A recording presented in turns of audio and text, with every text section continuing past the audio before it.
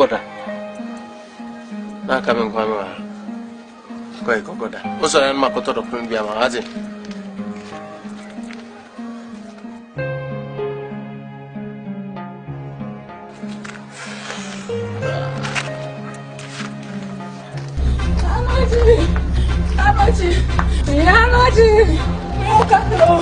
Who got grandson? Messi, baby, don't you have any Germany? Me, who know? Now, what crowds will be one cram, you are not some what did you not see a maid? I want you to see my real one in a good jacket and I was throwing a McCoy in a muno. I dare me. I want you for Let's have some tea for Matthew. And I will buy a Panzabia on the Colani Bidia. Baby, I dare see me. This is a quaffle. Let me try. Offer. Come on. Offer, right? Offer.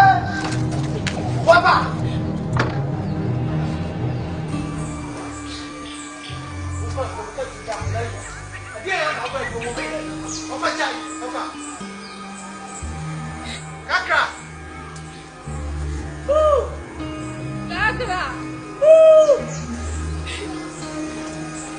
Are you for the nationality? What do I have? What? I don't know what.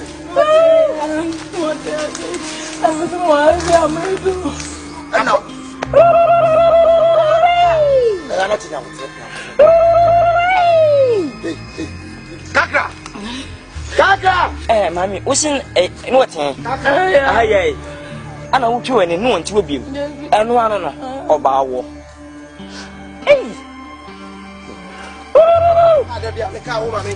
I must have been a when you put up before now. The film was all Kaka, or back for man, of a brother, and what on how to pay. And now dropping on what on her. Offer. I don't know. I never protest. They come what? Says one who come back, Remia, and one who do fiats. Oh, I know.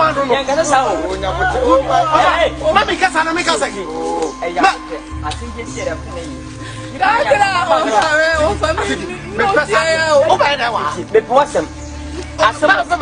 What's up, Fanaja? You know, Queen. As much as what's your busy that. When first time I'm Manusi. When the first time a BSC. And you're not going to Una. And every over the young pet and away. Ziggy, Ziggy means a way, Jimmy. Oh, my madam. It's made me by my first time, yes, sir. Nanga. I've been new who passed my down. Are they? Nyansa cry. Ah, Mayale. Oh, one hour. Ah, Oswa. Offer. And you be another pay, Kakra, Wakoya. David, I'm a big phones, one cutting you for Wakoya. And I wanted another number. Who will be some other tongue? open tea. We are penny. When you pay in Cassay, what's it? Fatal. Would you say, and I don't quite know that night. I'll quite another question say. Tell me, you say, one more bad. Meant to say. Yeah, man, one of us was say. Maybe you go for the funda. What's for my funda? Wow. Yes. Wow. Maybe you ba now for my madam. Oh, yeah, there's a big dance. Oh, now, no boss said, what you ska. We do what I see. I will be uncle baby. Yes, come on to you. Want me your fuku. One want me now. One are money. We are bosom. We are demon. Where is our some? We are evil dead. We are evil soul. We are corner stone. Smiling. But we are before Moses. Dimechi. Dimechi, what do you know? I don't know. I come at an album. Men suit and first in Dimechi. Messi, what in your fuku? What do you know? I don't want to money. I don't know.